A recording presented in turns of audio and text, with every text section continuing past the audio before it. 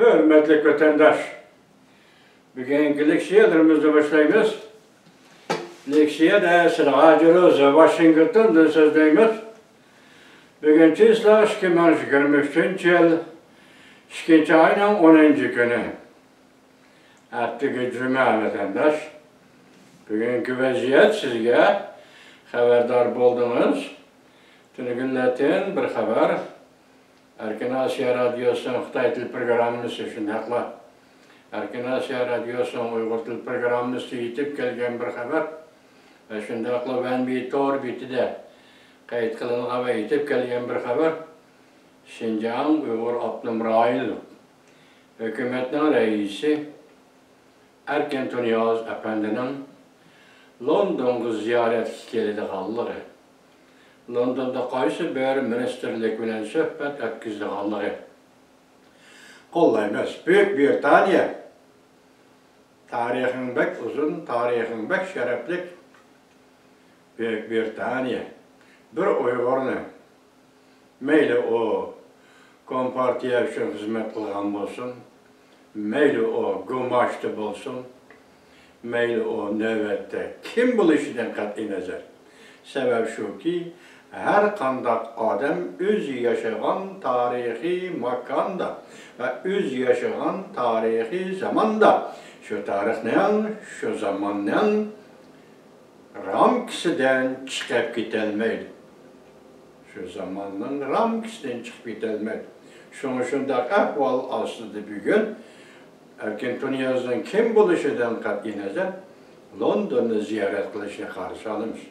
Ve şundakla Büyük Britanya hükümeti, Vezir Sunak hükümetinin hakikaten Şinjan Uyghur Abdüm Rail hükümetin reis Tuniyaz, Erkin Tuniyaz'ını London'a çağırıp görüşmekçi bolğanlığını kollayımız ve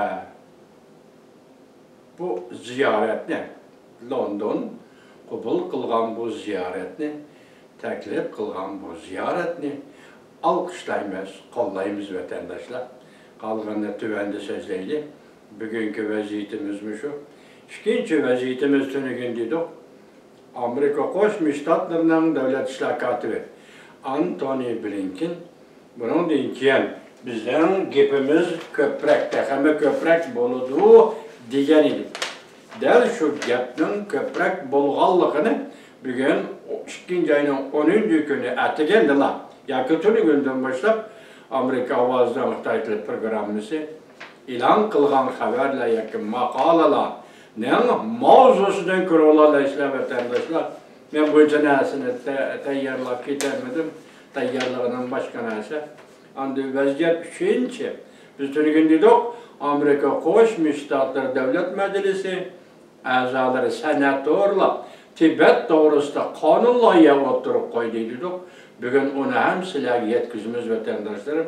Hazır bizden gepimiz bunundakin tekimi köp buludu. Tünügünler. Devlet işlakatı ve Antony Blinken'ın sözü silah yetkizgeninde dikkat vatandaş. Kısa haberler. Amerika Koşmuş Ştatları Avam Palatası bir de karar makullu.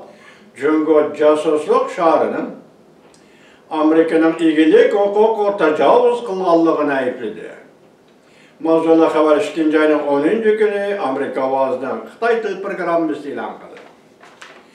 Cungo'nun casusluk şarı urup düşürülgendiyken Amerika Cungo münasebetinin kelgüsü bir şekillik tüvelleşke başladı. Mavzula haber 2. ayının 10. günü Amerika Avaz'dan Xitay Til programımız ilan kıldı. Yana bir haber. Amerika Koşmuş Ştatları Devlet Mahkemesi'nin Maun Devlet İşler Katibi Beijing'den ihvagerçiliği Tayvan boğazının tinchliğini, muqimligini buzdi. Amerika Tayvan bilen davamlı hamkorlashib Tayvandan yeterli qo'llanish iqtidorini saqlaydi dedi. Mavzulu haber 2. aydan 10. günü Amerika Avaz'dan Xitay Til programımız ilan kılındı. Yana bir haber, Amerika Cungo harbiy taraf casusluk şari faaliyetinin yadrosunu deb ko'rsatdi. Amerika Cungo harbiy taraf casusluk şahri faaliyetinin yadrosudur deb ko'rsatdi. Casusluk şahırda başkuralla harbiy taraf demekçi ko'rsatdi. Mavzuda xabar 2 ayning 10 kuni Amerika ovozidan Xitoy til programmasi e'lon qilindi. Yana bir xabar. Davlat Majlisi Kengash palata a'zolari Prezident Joe Biden hukumatining Tayvanga harbiy yordam berishini tezlatishni murojaat qildi. Mavzuda xabar 2 ayning 10 kuni Amerika ovozidan Xitoy til programmasi e'lon qilindi. Bu mavzularni tasavvuringizga e'lon etdingizga hurmatli vatandosh tahlil qilish uchun tasavvuringizga topshiring. Şu mavzular aslında tünügün biz sizlerge, bu mavzular bugün yetip gelgen mavzular, tünügün sizlerge devlet iştirakatı ve yüzden sözüde. Mesela nime dedi, buna deyken bizden gepimiz, tehame köpüydü, tehame köp gepler ortaya çıkardı degeni de, bana bugün sizlerge paket süttü de, Amerika avazdım bu haberine elip geldim vatandaş.